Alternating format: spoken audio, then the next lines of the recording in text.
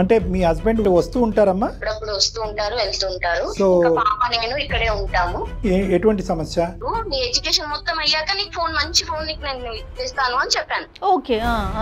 మొన్న ఒక రోజు సూసైడ్ ఐటమ్ చేసింటాను.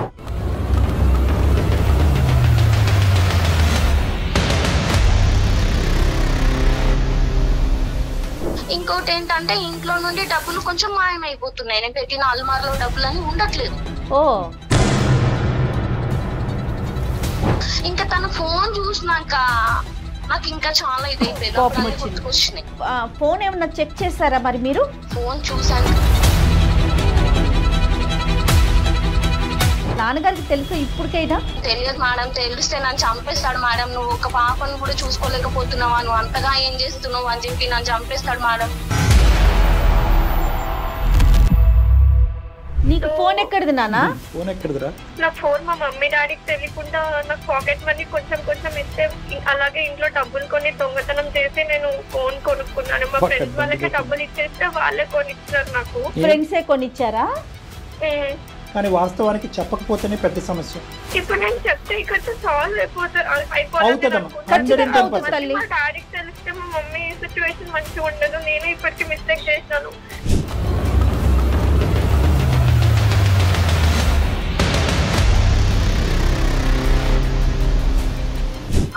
స్టార్టింగ్ కాస్త కొంచెం కేరింగ్ లోకి వెళ్ళి పర్సనల్ ఫోటోస్ కూడా షేర్ చేసుకునేంత వరకు వెళ్ళింది వాడు. డబ్బులే కావాలా? ఇంకా రిలేషన్షిప్, పెళ్లి చేసుకుందాం ఆ వ్యవహారం ఏమీ లేదు. అతనికి డబ్బులు కావాలి. నువ్వు డబ్బులు ఇవ్వకపోతే కనుక ఇవన్నీ కూడా బహిరంగం చేస్తాడు. అలాంటి సిచ్యువేషన్ లో నేను ఎవరికి, ప్రిన్సిపల్ కి కూడా కంప్లైంట్ చేస్తే చేసలేదు సార్. ఏం చేసినా సరే నేను ఇవన్నీ బయట పెట్టి నీకు లైఫ్ లేకుండా చేస్తానని బెదిరించాను. నేనే ఎవరిని ఏం అనలేక నేను సెల్ఫ్ హార్మ్ చేసేసుకున్నాను.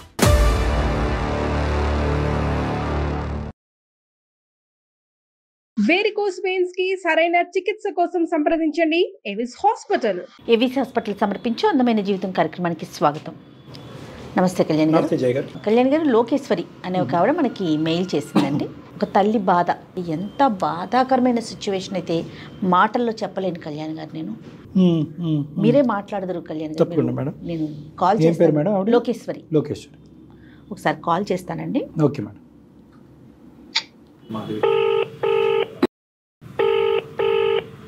హలో, నమస్తే అండి లోకేశ్వరి గారు. నేను జయానండి, సుమన్ టీవీ నుంచి మాట్లాడుతున్నాను, అందమైన జీవితం ప్రోగ్రామ్ నుండి. నమస్తే మేడం. నాతో పాటు డాక్టర్ కళ్యాణ్ చక్రవర్తి గారు ఉన్నారు. ఒకసారి మాట్లాడతారా? మాట్లాడుతున్నా. అమ్మ లోకేశ్వరి. నమస్కారం సార్. నమస్తే అమ్మ. నమస్తే అమ్మ. ఏంటమ్మా సమస్య? ఎవరిది? సార్ నాదే సార్ సమస్య. అంటే చెప్పమ్మా. నాకు ఒక పాప ఉంది. అమ్మా, మా వారు బెంగళూరులో జాబ్ చేస్తారు, మేము ఇక్కడే ఉంటాము హైదరాబాద్ లో. ఎంత పాప అండి? పాప ఇప్పుడు ఇంటర్ మేడం. ఒకతే పాపనా? పాప ఒకటేనండి. మీరేం చేస్తుంటారు? నేను టీచర్ జాబ్ చేస్తున్నా మ్యామ్. అంటే మీ హస్బెండ్ వస్తూ ఉంటారమ్మా? అప్పుడప్పుడు వస్తూ ఉంటారు, వెళ్తూ ఉంటారు. పాప నేను ఇక్కడే ఉంటాము. పాప కేర్ టేకింగ్ అంతా మొత్తం అంతా మీరే చూసుకుంటున్నారు? మరి ఇంకేంటమ్మా ప్రాబ్లం ఏంటి? పాప చెప్పలేని ప్రాబ్లం తెచ్చి పెట్టింది సార్ మాకు. అసలు ఎటువంటి సమస్య? పాప మొన్న సూసైడ్ చేసుకుంది సార్. అయ్యో. అసలు పాపకు మేము ఏం తక్కువ చెయ్యం సార్. మేము అన్ని విధాలుగా పాపకు అన్ని విధాలుగా నేను చూస్తూ ఉంటాను. అయితే తనకి ఇప్పటి వరకు మేము ఫోన్ ఇవ్వలేదు. అంటే పిల్లలు ఇదైపోతున్నారు కదా అని ఇంకా వాళ్ళ డాడీ కూడా ఫోన్ అలో చేయలేదు, నేను కూడా ఫోన్ ఇవ్వలేదు. తను ఎప్పుడు అడగలేదా? పాప ఎప్పుడు అడగలేదు మేడం. ఎందుకంటే తనకు మేము ముందే చెప్పాం, ఫోన్స్ అట్లాంటి ఏమి ఇవ్వము, నువ్వేం అడగొద్దు, నీకు ఏది కావాలన్నా నా ఫోన్ తో చేసుకోవాలి, నువ్వు ఫ్రెండ్స్ కైనా వద్దు బెట. అందరు బయట ఇప్పుడు ఫోన్ల ద్వారా చాలా ఇదైతున్నారు, ఫోన్ వద్దు, నీ ఎడ్యుకేషన్ మొత్తం అయ్యాక నీకు ఫోన్, మంచి ఫోన్ నీకు నేను ఇస్తాను అని చెప్పాను. మొన్న ఒక రోజు సూసైడ్ ఐటమ్ చేసింటాను. అసలు ఏమైంది పాపకి, ఇంత మంచిగా ఉండే పాపకి ఏమైంది అని ఎన్నోసార్లు అడిగాను మేడం. నేను టాబ్లెట్స్ తీసుకుంది సార్ తను. పర్లేదా? అంటే హాస్పిటల్ తీసుకెళ్లే పరిస్థితి వచ్చిందా? ఇంట్లోనే మేనేజ్ చేసి హాస్పిటల్ కి తీసుకెళ్లాల్సిన పరిస్థితే సార్. అయ్యో, కారణం ఏం చెప్పిందమ్మా? ఏం చెప్పట్లేదు సార్, మాకు అసలు చెప్పట్లేదు తను.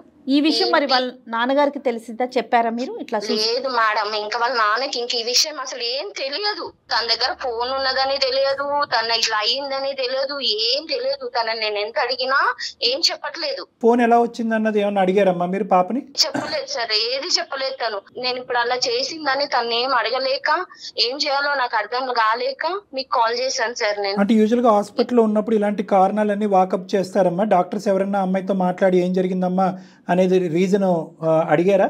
అడిగారు సార్. అడిగితే నుండి ఏ ప్రాబ్లం లేదు నాకు, నేనే వేసుకున్నాను, కొంచెం మెంటల్ టెన్షన్ లో తలనొప్పి వచ్చి బాగా వేసుకున్నాను అని డాక్టర్స్ కి అలా చెప్పింది. సో ఏదైనా అది దాటేసేసింది, మీకు చెప్పట్లేదు, డాక్టర్స్ కి చెప్పట్లేదు. ఫోన్ మీరు చెక్ చేశారండి? తన రూమ్ కి వెళ్ళి చెక్ చేసినప్పుడు నాకు ఫోన్ దొరికింది. ఓకే. తన బ్యాగ్ లో. ఇంకా అప్పుడు నేను కొంచెం గట్టిగా అడిగాను అమ్మాయిని, నీకు ఫోన్ ఎక్కడిది, ఎట్లా తీసుకున్నావు నువ్వు అని. ఇంకోటి ఏంటంటే ఇంట్లో నుండి డబ్బులు కొంచెం మాయమైపోతున్నాయి, నేను పెట్టిన అల్మార్లో డబ్బులు అని ఉండట్లేదు. పాప అయితే అట్లాంటిది కాదు, సరే నేనే మర్చిపోతున్నానేమో అని ఒక థాట్ లో నేను అలా అనుకుంటూ వచ్చా. అదేలే. అలా అనుకుని ఆగిపోయా. ఇంకా తన ఫోన్ చూసినాక నాకు ఇంకా చాలా ఇదైపోయింది. ఫోన్ ఏమన్నా చెక్ చేశారా మరి మీరు? ఫోన్ చూసాను కానీ తన పాస్వర్డ్ చెప్పట్లేదు మేడం. తనని గట్టిగా అడుగుతుంటే ఏడుస్తుంది కానీ ఏం చెప్పట్లేదు. సరే ఇంకా నేను ఇంకెక్కువ బలవంతం చేస్తే ఏమన్నా ఇచ్చేస్తుందేమో అని భయం వేసి. ఆల్రెడీ భయపెట్టింది కదా. ఎన్ని రోజులైందమ్మా హాస్పిటల్ నుంచి డిశ్చార్జ్ అయ్యి ఇంటికి వచ్చి? ఇప్పుడు జస్ట్ 4 days అవుతుంది సార్. సరే ఒకసారి ట్రై చేద్దాం అమ్మా. సార్ ఎట్లయినా చేసి మా పాపని, అది ఏంటి విషయం తెలిసి మాకు చెప్పండి సార్. నాన్నగారికి తెలుసు ఇప్పటికైనా? తెలియదు మేడం. తెలిస్తే నన్ను చంపేస్తాడు మేడం. నువ్వు ఒక పాపను కూడా చూసుకోలేకపోతున్నావా, నువ్వు అంతగా ఏం చేస్తున్నావు అని చెప్పి నన్ను చంపేస్తాడు మేడం. చాలా సెన్సిటివ్ మేడం తను. పాప ఫ్రెండ్స్ గానీ తను అసలు ఎవరితో క్లోజ్ గా మూవ్ అవుతుంది గానీ ఇలాంటివి ఏమన్నా తెలుసా మీకు? కాలేజ్ మేడం నా ఫోన్ తోటి 2-3 సార్లు ఒక అమ్మాయితో మాట్లాడేది. నేను అనేదాన్ని, ఎవరు మాట్లాడినా నా ముందే మాట్లాడాలి, నువ్వు ఏం చాట్ చేసినా నా ముందే చాట్ చేయాలి అని చెప్పి. సో తన సర్కిల్ ఏంటో కూడా మీకు ఒక ఐడియా ఉంది, ఎవరితో మాట్లాడుతోంది ఏంటనేది? తన ఫ్రెండ్ ఒక ఆమెతో మాట్లాడుతూ ఉంటుంది మేడం. మిగతా యాక్టివిటీస్ అవన్నీ ఎలా ఉంటాయండి? చదువుకోవటం, మిగతా కరిక్యులర్ యాక్టివిటీస్ అవన్నీ? చదువుకోవడంలో క్లాస్ ఫస్ట్ మేడం. తను బాగా చదువుతుంది అమ్మాయి. అట్లానే మేము ఏ దాంట్లో ఇన్వాల్వ్ చెయ్యొద్దు అని చెప్పి దేనికి, ఎందుకంటే ఈ మధ్య ఫోన్లలో చాలా ఇదైపోతుంది కదా మేడం. అందుకే తనకి ఎక్కడికన్నా తీసుకెళ్లాలన్నా నేనే, ఇద్దరం హ్యాపీగా మంచిగా ఉంటాం మేడం మేము. అమ్మ ఇప్పుడు కాదు కానీ ఇంతకు ముందు ఎప్పుడైనా బాయ్ ఫ్రెండ్స్ లేదంటే ఇలాగేదన్నా కోసుకోవటము అలాంటివి ఎప్పుడైనా జరిగినాయి అమ్మా? ఎప్పుడు జరగలేదు సార్, అలాంటి ఏం జరగలేదు సార్ అలాంటి. సో బేసికలీ ఇప్పుడు మీరు మమ్మల్ని ఏం ఆశిస్తున్నారంటే అమ్మాయి మనసులో ఏముందో కనుక్కోమంటున్నారు. కావాలి సార్ ప్లీజ్ సార్. ఎట్లయినా అమ్మాయి మనసులో ఏముందో, తన బాధ ఏందో మాకు చెప్పుకునేటట్టుగా కొంచెం చేయండి సార్ ప్లీజ్. మీతో అయినా చెప్పేటట్టుగా చేయండి సార్ ప్లీజ్ సార్. మరి పాప ఎక్కడుందమ్మా ఇప్పుడు? పక్కనే ఉంది సార్. ఫోన్ ఇస్తారా పాపకి, మాట్లాడచ్చా? మాట్లాడండి సార్, నేను లోపలికి వెళ్తున్నాను, ఇస్తున్నాను పాపకి ఫోన్. ఇట్లా డాక్టర్ గారు లైన్ లో ఉన్నారన్న ఒక మాట చెప్పి పాపకి ఇవ్వండి. కానీ ఒకేసారి ఇంత పీక్ స్టేజ్ కి వెళ్ళిపోతారా డాక్టర్ గారు? చిన్న క్రైసిస్ కాదు, పెద్ద క్రైసిస్ ఉండుంటది. అంత చిన్నదానికైతే అంటే ఎందుకంటే ఇప్పటి వరకు ఎలాంటి ఇష్యూ చూడలేదని చెప్తుంది వాళ్ళ అమ్మ. ఏదో ఒక థ్రెట్ గానీ లేదంటే ఒక చూడకూడని పరిస్థితి గానీ ఏదో ఒకటి ఉండుంటది. హలో, నీ పేరేంటమ్మా? స్నిగ్ధ. ఓ చక్కటి పేరు. స్నిగ్ధ ఏం చదువుతున్నానన్నా? నేను ఇంటర్మీడియట్ ఫస్ట్ ఇయర్ సార్. ఎంపీసీయా బైపీసీయా లేదంటే ఆర్ట్స్ అమ్మా? ఏంటి ఎంపీసీయా సార్. 10th ఎంత వచ్చిందమ్మా పర్సెంటేజ్? 9.8 వచ్చాయి. బా సూపర్ నాన్న. మరి మంచి తెలివైన అమ్మాయి.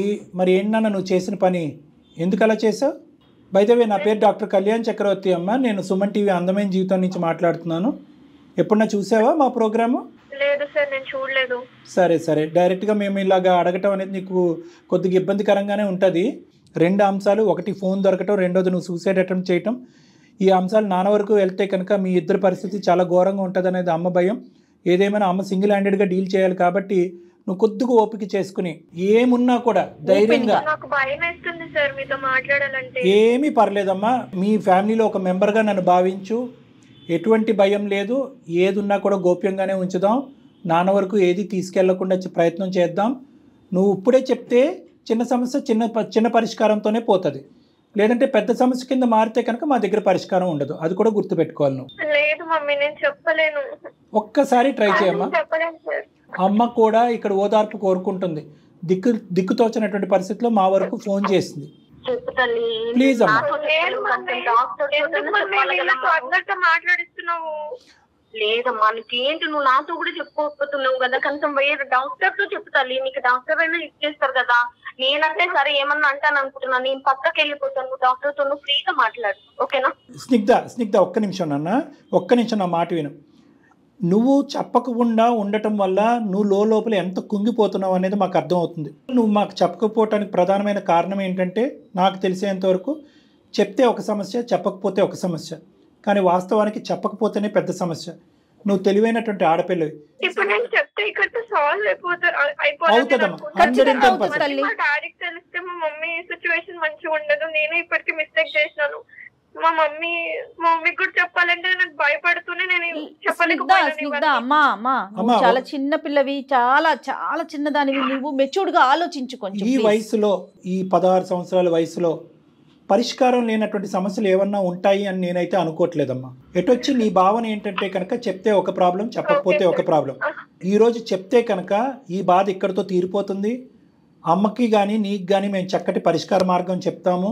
ఇంక ఇక్కడి నుంచి నీ చదువు, తెలివైనటువంటి ఆడపిల్ల కాబట్టి చదువు స్మూత్గా ముందుకెళ్ళిపోతుంది. లేదంటే కనుక ఈ సమస్య ఇంకో సమస్య కింద మారి నువ్వు తీవ్రకరమైనటువంటి డిప్రెషన్లోకి వెళ్ళటం, దాంతోపాటు అమ్మ కూడా ఇబ్బంది పడటం, ఇలాంటి పరిస్థితులనే వస్తాయి. ఏది పాడైనా కూడా నీ కెరియర్, నీ చదువు అయితే పాడవాలని నువ్వు అనుకోవట్లే కదా? రైట్. 210% నా మీద భరోసా పెట్టుకుని ధైర్యంగా ఉన్నది ఉన్నట్టుగా చెప్పు ప్లీజ్. సార్ నేను 10th వరకు బాగానే చదివినాను సార్, నాకు మంచి మార్క్స్ వచ్చాయి. గుడ్. అయితే నా ఫ్రెండ్స్ అందరికి స్కూల్లో కూడా ఫోన్స్ పంపిస్తుండే వాళ్ళ పేరెంట్స్. నా ఫ్రెండ్ సర్కిల్ లో 2-3 బాగా ఫోన్స్ వాడుతుంటే, నీకు ఇంకా ఫోన్ లేదా, ఫోన్ ఎందుకు వాడవు, అందరం మేము రీల్స్ చేస్తున్నాము, స్నాప్చాట్ వేసుకున్నాము అని వాళ్ళు నాకు చెప్పారు. సో స్నాప్చాట్ అంటే ఏందో కూడా తెలియదు నాకు. ఇన్స్టాగ్రామ్, స్నాప్చాట్ ఇవన్నీ ఇన్స్టాల్ చేయించారు ప్లే స్టోర్ లో. నీకు ఫోన్ ఎక్కడిది నాన్న? ఫోన్ ఎక్కడిదిరా? నా ఫోన్ మా మమ్మీ డాడీకి తెలియకుండా నాకు పాకెట్ మనీ కొంచెం కొంచెం ఇస్తే, అలాగే ఇంట్లో డబ్బులు కొని దొంగతనం చేసి నేను ఫోన్ కొనుక్కున్నాను. మా ఫ్రెండ్స్ వాళ్ళకి డబ్బులు ఇచ్చేస్తే వాళ్ళే కొనిచ్చినారు నాకు. ఫ్రెండ్సే కొనిచ్చారా? స్నాప్చాట్ అది ఓపెన్ చేసుకుని దాంట్లో ఏం చేస్తారమ్మా?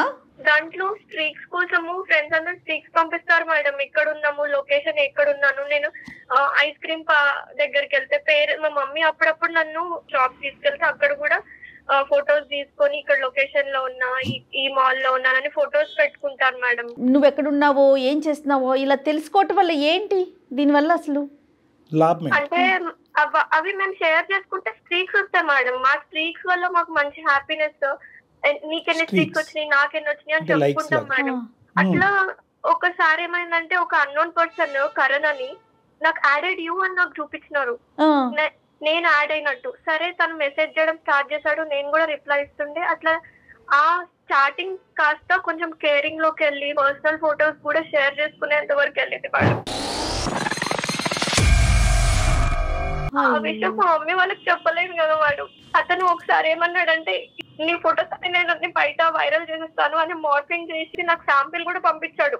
ఓకే, ఫోటోలు పంచుకోవటం, షేర్ చేసుకోవటం వరకు ఓకే, అక్కడ వరకు రాకూడదు కానీ వచ్చారు. కేరింగ్ తర్వాత తను వల్గర్ గా మాట్లాడడం స్టార్ట్ చేశాడు. నచ్చకపోతే నేను నార్మల్ గా ఫ్రెండ్స్ కి ఎలా షేర్ చేసుకుంటామో ఫొటోస్, సెల్ఫీ వీడియోస్ అవి మార్ఫింగ్ చేసేసి చాలా గలీజ్ గా చేసి నాకే పంపించి. డబ్బులు ఏమన్నా అడిగేవాడబ్బా? డబ్బులు ఏమన్నా అడిగేవాడా? అదే ప్రాబ్లం వచ్చింది. మా ఇంట్లో వాళ్ళకి తెలియకుండా డబ్బులన్నీ ఇచ్చేస్తాను, నేను డబ్బులు కావాలి లేకపోతే ఇవన్నీ బయట పెడతాను అని ఒకసారి డబ్బులు ఇవ్వడం స్టార్ట్ చేశాను నేను. ఇంకా ఇవ్వకపోతే నేను ఇది మొత్తం సోషల్ మీడియాలో వైరల్ చేస్తా, ఫేస్బుక్ లో పెడతాను అని నన్ను బాగా బెదిరించాడు మేడం. ఇంకా నేను ఆ టైంలో మా మమ్మీకి కూడా చెప్పుకోలేదు. వీడియో కాల్స్ కూడా ఉన్నాయమ్మా? అంటే వీడియోస్ కూడా ఉన్నాయి, ఫొటోస్ వరకే? ఆ వీడియోస్ ని కూడా నార్మల్ గా మాట్లాడిన వీడియోస్ ని కూడా మార్ఫింగ్ చేసేస్తాడు మేడం. ఏఐ అని చెప్పినాడు. నేను ఏఐ చేస్తాను, ఇవన్నీ మొత్తం నేను బయట లీక్ చేస్తాను సోషల్ మీడియాలో. అలా చేయకుండా వాడు ఉండాలంటే నువ్వేం చేయాలంటే డబ్బులు ఇస్తూ పోవాలా? ఇచ్చాను సార్, అలానే ఇచ్చిన. నీకు ప్లీజ్ ఇలా చేయొద్దు, నా లైఫ్ ఖరాబ్ అవుతుంది. ఎందుకంటే మా ఇంట్లో వాళ్ళకి తెలియకుండా ఇన్ని మిస్టేక్స్ చేస్తున్నా కదా మేడం. ఫోన్ ఉందని కూడా తెలియదు మా మమ్మీకి. అమ్మ పక్కన ఉందమ్మా స్నిగ్ధ? ఉన్నారు సార్, ఉన్నారు. Okay okay. ఎక్కడో చోట నీ ఫ్రెండ్స్ యొక్క సహాయం తీసుకోలేదా? ఈ గ్రూప్ వీళ్ళందరికీ సహాయం తీసుకోలేదా? లేదు సార్, అంత సిచ్యువేషన్ ఇవ్వలేదు సార్ నాకు అతను. ఇంకా నేను తట్టుకోలేకపోయి నేను మా ఇంట్లో కొన్ని టాబ్లెట్స్ ఉంటాయి కదా, రోజు కొన్ని మెడిసిన్స్ వేసుకునే ఉంటాయి కదా, అవి ఇంకా స్లీపింగ్ పిల్స్ ఉంటే అవన్నీ వేసేసుకున్నాను. ఎంతకాలం అమ్మా? చచ్చిపోయేంత వరకు వెళ్ళవలసిన అవసరం ఏముంది? ఫైనల్ గా అసలు అతను ఏం ఎక్స్పెక్ట్ చేస్తున్నాడు నీ దగ్గర నుంచి? డబ్బులే కావాలి మేడం వాళ్ళకి. డబ్బులే కావాలా? ఇంకా రిలేషన్షిప్, పెళ్లి చేసుకుందాం ఆ వ్యవహారం ఏమీ లేదు. అతనికి డబ్బులు కావాలి. నువ్వు డబ్బులు ఇవ్వకపోతే కనుక ఇవన్నీ కూడా బహిరంగం చేస్తాడు మేడం. ఎందుకంటే నేను డబ్బులు ఇవ్వడం స్టార్ట్ చేశాను కాబట్టి చాలా డబ్బులు డిమాండ్ చేశాడు. అప్పుడు నేను ఆన్సర్ చేసుకోలేను కదా మేడం. ఇంకొకటే నన్ను బెదిరిస్తున్నాడు, ఇవన్నీ లీక్ చేస్తాను. ఫోటోలు కానీ వీడియోలు కానీ ఏవైతే నువ్వు నిజం వీడియోలు ఫోటోలు అయితే కాదు, ఉన్న ఫోటోలు వీడియోలని అతను మార్పు చేశాడు అంతేనా? వీడియోస్ ఇస్తారు, దాన్ని చాలా ఘోరంగా మోడిఫై చేస్తాడు. ఇప్పుడు నీ వరకు ఇంతే కదమ్మా, దీనికి మించినటువంటి తప్పేం లేదుగా. లేదు సార్, నిజం చెప్పమ్మా స్నిగ్ధ. మా మమ్మీని అడగండి సార్ మీరు. మమ్మీకి ఏం తెలిసిన మమ్మీ తెలుసుకోలేకపోతే కదా బాధగా వచ్చింది. అమ్మకి తెలియకే మమ్మల్ని అడిగిందిరా. అది నువ్వేమో వచ్చి చాలా ముందుకు వెళ్ళిపోయావు, దొంగతనాలు చేసేసావు, ఫోన్ కొనేసుకున్నావు. బహుశా ఈ ఎపిసోడ్ నీలాంటి చూసేటటువంటి ఎంతో మంది ఆడపిల్లలకి ఒక గుణపాఠం, ఒక ఎగ్జాంపుల్. అదేదో సామెత అంటారు, బాగా తెలియనివాడు బ్యాంక్ దొంగ అన్న అవుతాడు, బ్యాంక్ మేనేజర్ అన్న అవుతాడు. అలా నీ తెలివితేటలు దేనికి వాడేవంటే కనుక ఇంట్లో డబ్బుల్ని ఎలా దొంగతనం చేయాలి, ఈ డబ్బుల్ని ఎలా మూట కట్టాలి, ఎలా కూడబెట్టాలి. ఫైనల్గా మీ ఫ్రెండ్స్ ఏవైతే ఉన్నారో వాళ్ళు కంప్లీట్గా నీ బ్రెయిన్ని విషపూరితం చేసి ఫోన్ లేకపోతే జీవితమే వేస్ట్ అన్నట్టుగా చేసి, ఒక్కసారి ఎప్పుడైతే కనుక స్నాప్చాట్ గడిగుడ్డి చాట్ అనేటువంటి దాంట్లోకి వెళ్తామో నీ జుట్టు తీసుకెళ్ళి వేరే వాడి చేతిలో పెట్టినట్టే. వాడెవడో వెల్కమ్ నోట్ పంపించాడు నీకు, యాడానో గీడానో. ఫైనల్ గా నువ్వేంటి అందులో ఎందుకు దిగుతున్నావు, వాడు ఎవడో అనేది కనుక్కోలేదు. అన్నోన్ పర్సన్ కదా, నువ్వు స్వేచ్ఛనిచ్చావు. నీ వయసు ఎంత, నీ అనుభవం ఎంత? దాంట్లో ఇంకొకటి సార్, వీడియో కాల్స్ మాత్రం చేసినవి, నేను చేసినవి, మేము మాట్లాడుకున్నాం, చాటింగ్ ఏం లేవు సార్, అన్ని క్లియర్. అంటే స్నాప్చాట్ లో మనకు కనిపించవు వీడియో కాల్స్ అయినా ఆడియో కాల్స్. ఇది స్నాప్ చాట్ అయితే కనుక వాడు సూపర్ చాట్. వాట్సాప్ కాల్ నుంచి కూడా చేయమని చెప్తుండే మేడం. నేను ఎత్తుతుండే మేడం. స్టార్టింగ్ లో మీకు చెప్పినట్టు బానే ఉంటుండే. తర్వాత తన వీడియో మాత్రం ఎప్పుడు నాకు చూపించలేదు, తన ఫేస్ కూడా రివీల్ చేయలేదు. నిన్ను మాత్రం వీడియో కాల్ చేయమనేవాడా? నేను ఒక్కదాన్నే కనిపించేదాన్ని మేడం. నేను అతన్ని నార్మల్ గా నమ్మినాను మేడం, అంతేగాని జస్ట్ ఒక ఫ్రెండ్ గా అనుకున్నావు. కాదమ్మా, ఇవన్నీ జరిగినాయి. ఇంతకీ ఆడెవడో తెలుసా నీకు? సార్ తర్వాత నాకు ఇన్స్టాగ్రామ్ లో నుంచి ఆ ఫోటోలన్నీ రావడం జరిగింది సార్. మ్యూచువల్ ఫ్రెండ్స్ ఉంటారు కదా సార్, ఆ మ్యూచువల్ ఫ్రెండ్స్ ఫాలోడ్ బై అని ఉందన్నమాట. ఇతనా కాదా అని నేను వేరే వాళ్ళ నా ఫ్రెండ్స్ కనుక్కొని వాళ్ళకి చెప్తే ఇతనే అతను బయటపడింది. తీరా అతను చూస్తే నా క్లాస్మేట్. సరిపోయింది, మీ మధ్యలోనే ఉన్న ఒక బ్లాక్ షీప్. అలాంటి సిచ్యువేషన్ లో నేను ఎవరికి ప్రిన్సిపల్ కి కూడా కంప్లైంట్ చేసే స్టేజ్ లో లేను సార్. ఏం చేసినా సరే నేను ఇవన్నీ బయట పెట్టి నీకు లైఫ్ లేకుండా చేస్తానని బెదిరించిండు. నేనే ఎవరిని ఏం అనలేక నేను సెల్ఫ్ హార్మ్ చేసేసుకున్నాను. ఇప్పటికి టచ్ లో ఉన్నాడమ్మా? లేడు, టచ్ లో లేడు. వాడిని ఏమన్నా మేము కంట్రోల్ చేయాలా, పర్వాలేదా? వాడు తప్పుకున్నట్టేనా? చెయ్యాలి సార్, చెయ్యాలి, మీరు చెయ్యాలి. ఎందుకంటే నా పేరు బయట పెట్టకుండా చెయ్యాలి. అమ్మా, అప్పుడు వాడిని కంట్రోల్ చేయడం పెద్ద పని కాదమ్మా. లోకేశ్వరి గారు ఉన్నారమ్మా? ఇప్పుడు జరిగిందంతా విన్నారు అంటే మీరేమనుకుంటున్నారు? దీనికి మా వరకు అక్కర్లేదు. వాడు చెమడ వల్చడానికి, మీరు కేసు పెట్టడానికి, స్కూల్ ప్రిన్సిపల్ చెప్పడానికి మీరు చాలు. అవును సార్, ఆ విషయం తెలుసుకోవడానికే నేను మీ వరకు వచ్చాను సార్. ఇప్పుడు తెలిసిందా సార్, మన తాట తీస్తాను అసలు. ఎందుకంటే నా పాప ఎంత మంచి పాపని ఇట్లా చేసేసిండు వాడు. ఈ రోజు ఇట్లా చేసి ఇట్లాంటి పిల్లల్ని ఎంతమంది నిర్దేస్తాడో వాడిని నేను కాలేజ్ కి వెళ్ళి ప్రిన్సిపల్ కి మరీ చూపించి నేను వాడిని తాట తీస్తాను సార్. ఇప్పుడు వాడు మైనర్ అయ్యామ్మా, సో మేము కూడా డైరెక్ట్ గా వాడితో మాట్లాడటానికి వితౌట్ హిస్ పేరెంట్స్ పర్మిషన్ మేము కూడా మాట్లాడకూడదు లీగలీ.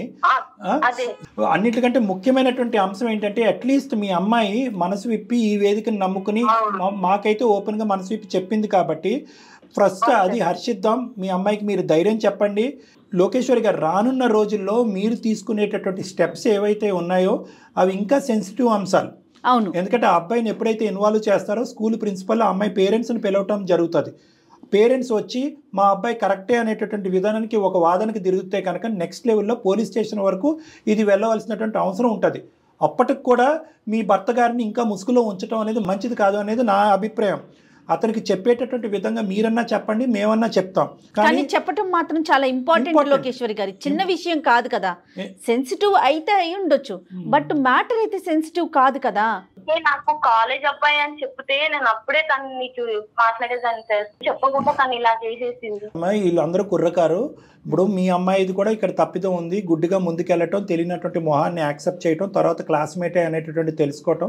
దానికి ఏంటంటే అమ్మని అడిగి అమ్మ కాళ్ళ వేళ ప్రాధాయపడి ఉంటే ఏ ఫోను కొనిచ్చి ఉండేవారు కదా. మీరు అడిగితే చేయనటువంటి అంశం అయితే కాదు. At the end of the day నీలాంటి ఆడపిల్లలు ఏదైతే సమాజంలో ఉండేటటువంటి ఈ సోషల్ మీడియా అనేటటువంటి వ్యామోహంలో కొట్టుకుపోతున్నారు, భవిష్యత్తుని చిందరవందర చేసుకుంటున్నారు. రీల్స్ అంటున్నారు, ఏవో స్ట్రీక్స్ అంటున్నారు, అర్థం పద్ధతి లేనటువంటి అంశాలు ఉండి ప్రధానంగా జరిగేది ఏంటంటే బ్రీచ్ ఆఫ్ ప్రైవసీ. అంటే ప్రతి ఆడపిల్లకి ప్రతి అబ్బాయికి ఒక ప్రైవేట్ వరల్డ్ అనేటటువంటిది ఉంటుంది. ఇది బ్రీచ్ అవనంత వరకు అంతా బాగానే ఉంటుంది. ఎప్పుడైతే ఇది బ్రీచ్ అవుతారో ఆ మత్తులో కానీ ఆ వ్యామోహంలో కానీ ఏం పంచుతున్నాం అనేటటువంటి తెలియనటువంటి ఒక మైకంలో మీరు కొన్ని ప్రైవేట్ అంశాలని అవతల వ్యక్తికి షేర్ చేస్తారు. జుట్టు తీసుకెళ్ళి అతని చేతిలో పెడతారు. పెట్టిన తర్వాత అప్పటి వరకు దేవుడుగా ఉన్నటువంటి వ్యక్తి దెయ్యంగా మారిపోతాడు. ఇంతవరకు వచ్చినటువంటి అమ్మాయి అంతవరకు ఎందుకు రాదరా అనేటటువంటి కాన్ఫిడెన్స్ అతనికి వస్తుంది. అంటే డబ్బులైనా అవ్వచ్చు, శారీరకపరమైనటువంటి సుఖం అయినా అవ్వచ్చు, ఇంకోటి ఏదన్నా అవ్వచ్చు. ఆ అడ్వాంటేజ్ తీసుకునేటటువంటి పరిస్థితికి మీ ప్రైవసీని బ్రీచ్ చేయకుండా ఉండటం అనేది ప్రధానమైన అంశం. అది ఏ మార్ఫింగ్ చేసినటువంటి ఫోటోలో ఇంకో ఫోటోలో ఈ అమ్మాయి ఒక ఫోటో పంపిస్తేనే కదా వాడు మార్ఫింగ్ చేస్తాడు. ఆ ఫోటో పంపించవలసిన అవసరం ఏముంది? ఆ వీడియో కాల్స్ మాట్లాడవలసినటువంటి అవసరం ఏముంది? ఎన్క్రిప్టెడో గడుదు గుడ్డో మనకెందుకు అవన్నీ? కాబట్టి నా ఉద్దేశం ఏంటంటే ఈ వెబ్సైటు, ఈ యాప్ సేఫ్, ఈ సోషల్ మీడియా సేఫ్ కాదు అనేటటువంటి అంశాన్ని తీసేసి మన ప్రైవేట్ అంశాలు పబ్లిక్ చేయకుండా ఉండటానికి మీరు చేసుకునేటటువంటి ప్రయత్నం ఏంటి? దేన్ని గుడ్డుగా నమ్మకూడదు, తల్లిదండ్రులను తప్ప. ఈ అమ్మాయి ఏంటంటే తల్లిదండ్రులను తప్ప అన్ని నమ్మేసింది. ఇప్పటికీ కూడా స్నిగ్ధ ఇంకా ఏమన్నా చెప్పకూడదు ఉన్నా, ఏమైనా దాచిపెట్టున్నా ముందస్తే చెప్పేయవలసిందిగా నా విజ్ఞప్తి. ఎందుకంటే కనుక ఇప్పుడు నెక్స్ట్ స్టెప్ అమ్మ ఖచ్చితంగా తీసుకోవాలి. దాన్ని అయితే మాత్రం నువ్వు నిలవరించలేవు, ఆపలేవు. ఫైనల్గా ఏం చేయమంటారు కళ్యాణ్ గారు? ఫైనల్గా ఏమీ లేదమ్మా, స్నిగ్ధ ఇక్కడి వరకు వచ్చింది కాబట్టి నెక్స్ట్ లెవెల్లో కూడా నీ సపోర్ట్ అనేటటువంటిది ఇంపార్టెంట్. ఎందుకంటే వాడి దగ్గర ఇవే కాకుండా ఇంకా ఏమున్నాయి అనేటటువంటిది మనకు తెలియదు కాబట్టి కాలేజ్ వరకు వెళ్ళాలి, ప్రిన్సిపల్ సమక్షంలో కూర్చోవాలి, గట్టిగా వార్నింగ్ ఇప్పించాలి. అంటే కాలేజ్ తీసుకునేటటువంటి స్టెప్స్తో మీరు హ్యాపీ కాకపోతే ఇప్పటికీ కూడా మీ అమ్మాయి యొక్క భవిష్యత్తు రిస్క్లో ఉన్నది అని మీకు ఒక భావన ఉంటే కనుక ఖచ్చితంగా సైబర్ క్రైమ్ వాళ్ళకి మీరు వెళ్ళి కంప్లైంట్ ఇవ్వచ్చు. పోలీస్ యొక్క హెల్ప్ కూడా మీరు తీసుకోవచ్చు అమ్మా. మాకంటే ముందు మీరు మీ భర్తకి చెప్పండి, ధైర్యం చేసుకుని చెప్పండి. చెప్పే ధైర్యం లేకపోతే నన్ను ఫోన్ చేసి మాట్లాడమన్నా నేను మాట్లాడతాను. ఓకే సార్, చెప్తాను సార్. తనకు మెల్లగా నేనే కన్విన్స్ చేస్తాను సార్. చెప్తాను సార్. చెప్పండి. చెప్పండి, దాని తర్వాత స్టెప్ ఏం చేద్దాం అనేది మాట్లాడదాం. అయిపోయింది, రేపు ఎక్కువ అయిపోతే మళ్ళీ నా మీద ఇంకా ఎక్కువ అయిపోతుంది కదా, ఇంకా సమస్యలు చిక్కుముళ్ళలోకి వెళ్ళిపోతారమ్మా. అందుకేనండి మీరు చెప్పండి, దాని తర్వాత ఏం చేద్దాం అనేది ఆలోచిద్దాం. సరేనా? ఓకే మేడం, ధైర్యంగా ఉండండి ఇద్దరు కూడా. థ్యాంక్ యూ మేడం, చాలా చాలా థ్యాంక్ యూ మేడం. పర్వాలేదమ్మా, పర్వాలేదు. ఓకేనమ్మా, ఆల్ ద బెస్ట్ అమ్మా. స్నిగ్ధ జాగ్రత్తగా ఉండు తల్లి. Okay ma'am, thank you ma'am. Okay, ధైర్యంగా ఉండు. మళ్ళీ అలాంటి పిచ్చి పనులు మళ్ళీ చేయకూడదు. ఒకప్పుడు అలాంటి భయాలు ఆలోచనలు అలాంటివి ఏమన్నా ఉంటే కనుక హైదరాబాద్లోనే ఉంటారు కాబట్టి నా దగ్గరికి రండి. ఇటువంటి సమస్యలకి నేను పరిష్కారం చెప్తాను. లేదంటే అటువంటి ఆలోచనలు తీసేయడానికి కౌన్సిలింగ్ చేస్తాను. ఓకేనా? మన జీవితంలో మనకు నచ్చనటువంటి పదం సూసైడ్. ఓకేనమ్మా, బాయ్. వెరీ గుడ్ అమ్మా. వీడియో చూసే పిల్లలందరికీ, తల్లిదండ్రులకి, ప్రతి ఒక్కరికి ఇలా కూడా చేస్తున్నారని తెలియచేయటమేనండి. మనం చెప్పేది ఏంటంటే గోప్యంగా ఉంచవలసినట్టుంది. మనది ఒక కుటుంబం. తండ్రి స్ట్రిక్ట్గా ఉండొచ్చు, ఇంకో విధంగా ఉండొచ్చు. కానీ ఎందుకంటే ఇలాంటి పోరాటాలు చేయాలి, ఇలాంటి ఫైట్లు చేయాలి అంటే కనుక బహుశా మీ బలం సరిపోకపోవచ్చు. ఇక్కడ తల్లి తండ్రి ఇద్దరి యొక్క పాత్ర చాలా ఇంపార్టెంట్ అనేది చాలా కరెక్ట్ కళ్యాణ్. ఎందుకంటే ఇప్పుడు ఆవిడ మనకు ఫోన్ చేశారు లోకేశ్వరి గారు, మనకంటే ముందు భర్తకు చెప్పేటటువంటి ప్రయత్నం చేస్తుంటే కనుక ఇక్కడ వరకు కూడా అవసరం ఉండేది కాదు. ఇప్పటికైనా ఆవిడ తెలుసుకున్నారు. ఈ సందర్భంగా అంటే మగవారు కూడా ఏదో మనం సంపాదించేస్తున్నాం ఇచ్చేస్తున్నాం అని కాకుండా భార్య పిల్లలు ఎలా ఉంటున్నారు, వాళ్ళు ఎంత ఫ్రీగా మనతో మూవ్ అవుతున్నారు, వాళ్ళ అవసరాలు తీర్చడం కాదు కదా. దేంట్లోనూ కష్టంలోనూ సుఖంలోనూ మేమున్నామనే ఒక భరోసా అటు నుంచి కూడా ఉండాలి, ఉంటే బాగుంటుంది. తర్వాత పిల్లలకి ఫోన్లు ఇవ్వాలా, ప్రత్యేకంగా స్మార్ట్ ఫోన్లు ఇవ్వాలా ఇవ్వకూడదా అనేటటువంటి అందరి తల్లిదండ్రులకి ఒక విజ్ఞప్తి. అసెస్ చేయండి, అంటే రిస్క్ అసెస్ చేసుకోండి. మీ పిల్లల యొక్క మనస్తత్వం అన్నీ అసెస్ చేయాలి.